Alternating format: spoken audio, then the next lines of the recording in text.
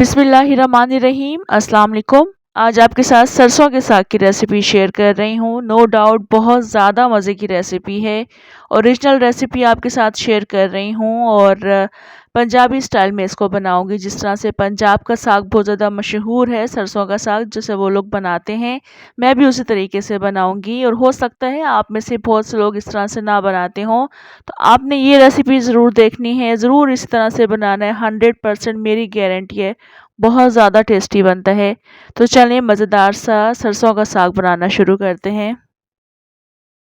सरसों का साग बनाने के लिए मैंने 3 किलो सरसों ले ली थी, जिसमें साफ़ करने के बाद ये इतनी रह चुकी है। इसको अच्छी तरह से धो लिया है, काट लिया है और अब हमने इसको पकाने के लिए रखना है। तो एक देगचे में मैंने पहले ही पानी शामिल कर दिया है, पानी गर्म हो चुका है।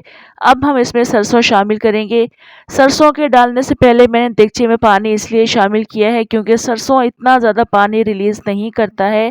थोड़ा-सा पानी डालकर इसको पकाएँगे हल्की आँच पर और जब ये अच्छी तरह से पकना शुरू हो जाएगा, इसको हम ढक कर रखेंगे और उसके बाद हमने इसका वो थोड़ा-सा पानी स्ट्रेन करना होता है। अब यहाँ पर हमें इसके लिए पालक भी चाहिए। 1 किलो पालक ली थी, साफ़ करने के बाद इतनी रह चुकी है, धो लिया है, काट लिया है। इसके अलावा मेरे पास बथुआ भी है। बथुआ की क्वांटिटी पालक से हम थोड़ी-सी कम लेंगे। 1 किलो पालक है तो आधा किलो हम बथुआ लेंगे। साफ़ करने के बाद ये इतना रह चुका है, काट लिया है, इसको धो लिया है। इसमें काफ़ी ज़्यादा मिट्टी होती है, तो इसको आपने काफ़ी ज़्यादा अच्छी तरीके से वॉश करना है। अब इन दोनों चीज़ों को हम एक साथ ही पकने के लिए रखेंगे। तो बथुआ पहले मैंने शामिल किया है और पालक इसमें शामिल करेंगे। 1 गिलास पानी डालेंगे, इसको मैं दूसरे चूल्हे पर पकने के लिए रखूँगी। इन दोनों को हम अलग से पकने के लिए इसलिए रखते हैं, सरसों मैंने अलग रखा है और ये मैं अलग इसलिए रख रही हूँ क्योंकि सरसों में से थोड़ा-सा पानी हम स्ट्रेन कर देते हैं, ज़ाया कर देते हैं, क्योंकि सरसों में थोड़ी-सी कड़वाहट होती है, थोड़ी-सी तेज़ी होती है, जो कि हमने थोड़ी-सी ज़ाया करनी होती है। बाकी हम पानी उसी में ही रहने देंगे। अभी मैंने इसमें 1 गिलास पानी शामिल कर दिया है और अब हम यहाँ पर अपनी सरसों को भी देख लेते हैं। काफ़ी ज़्यादा अच्छे तरीके से ये पक रही है, आधा घंटा गुज़र चुका है और मैं अभी आपको इसका पानी भी दिखाती हूँ, जो मैंने पानी इसमें शामिल किया था। और सरसों ने जो पानी रिलीज़ किया है, काफ़ी ज़्यादा अच्छा निकल चुका है। तो आधा पानी मैं इसी में रहने दूँगी और आधा पानी मैं इसका स्ट्रेन कर लूँगी। यहाँ पर आप देख सकते हैं दूसरे चूल्हे पर पालक और बथुआ भी पक रहे हैं और काफ़ी ज़्यादा अच्छे तरीके से ये नरम हो चुके हैं। तो बस अभी हम इसको ढक कर रख देंगे, हल्की आंच पर ये भी पकता रहेगा। और मैं आपको सरसों की कंडीशन भी दिखाती हूँ। सरसों का मैंने थोड़ा-सा पानी निकाल दिया है। यहाँ पर आप देख सकते हैं सरसों में थोड़ा-सा पानी मौजूद है, तमाम पानी ड्रेन नहीं करेंगे। ये आप देख सकते हैं पानी इसमें मौजूद है। तो अब हम इसमें वो पालक और बथुआ शामिल कर देंगे। बहुत से लोग सरसों के साग में मेथी डालना पसंद करते हैं, तो आपको जितनी पसंद हो उस हिसाब से आप इसमें मेथी डालकर इसको पका सकते हैं। तो अब इसमें पालक और बथुआ भी शामिल कर देंगे और आप देख सकते हैं मैं पानी के साथ ही इसमें शामिल कर रही हूँ, ये वाला पानी ड्रेन नहीं करेंगे। तो तमाम मैंने इसमें पालक और बथुआ शामिल कर दिया है। इसके अलावा अब हमने इसमें लहसुन शामिल करना है। साबुत लहसुन है, छिला हुआ लहसुन है और 150 ग्राम है। सरसों के हिसाब से मैं इसमें लहसुन की क्वांटिटी ऐड कर रही हूँ और इसी हिसाब से मैं इसमें हरी मिर्चें भी शामिल कर रही हूँ, 170 ग्राम है।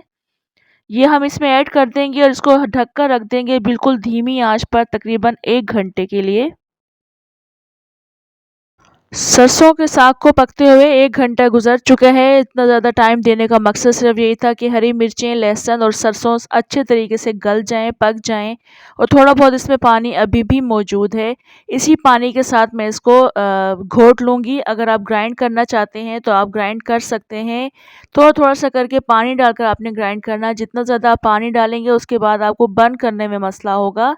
आप इसको हैंड ब्लेंडर से भी ब्लेंड कर सकते हैं। तो मैं इसको अच्छे तरीके से घोट लूँगी। सरसों के साग को घोटने के लिए फैमिली मेंबर में से किसी की भी आप हेल्प ले सकते हैं या फिर आप चूल्हा बंद करके देगचे को नीचे उतार लीजिएगा और प्रॉपर जगह पर बैठकर इसको अच्छे तरीके से घोट लीजिएगा। यहाँ पर आप देख सकते हैं बहुत अच्छे तरीके से ये घुट चुका है, पानी इसमें उतना ही है जितना पहले भी मौजूद था।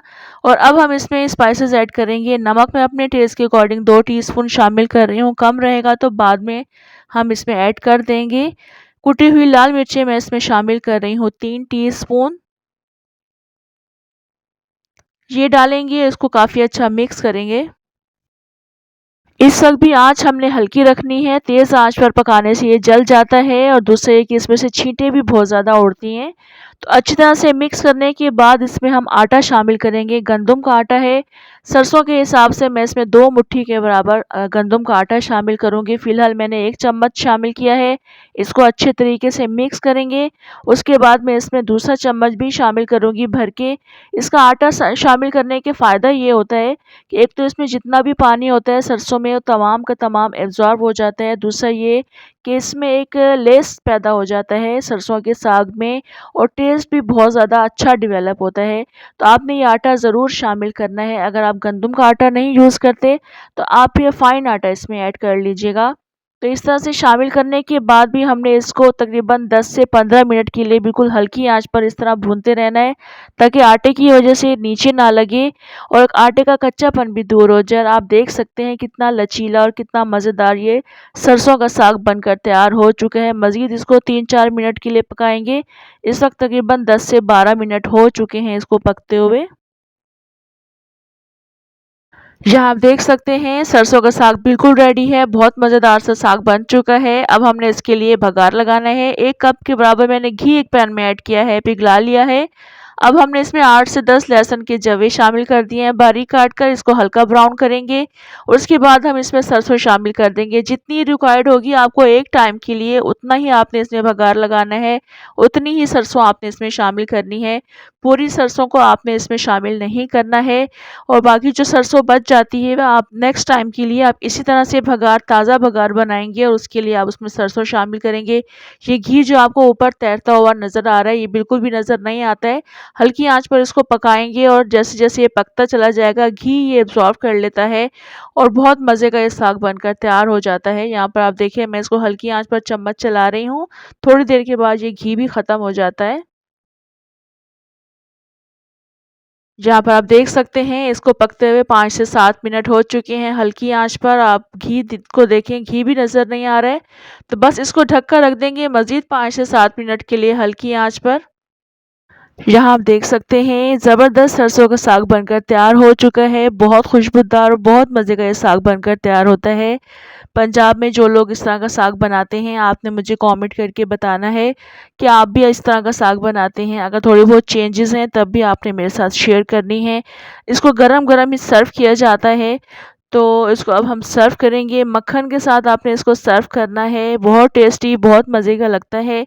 आप इसको चपाती के साथ भी एंजॉय कर सकते हैं। इसके अलावा तंदूर की रोटी के साथ भी एंजॉय कर सकते हैं, और तंदूर की वो वाली रोटी जो कि लकड़ियों पर बनाई जाती है, उस रोटी के साथ आपने खाना है। मकई की रोटी के साथ भी ये बहुत अच्छा लगता है।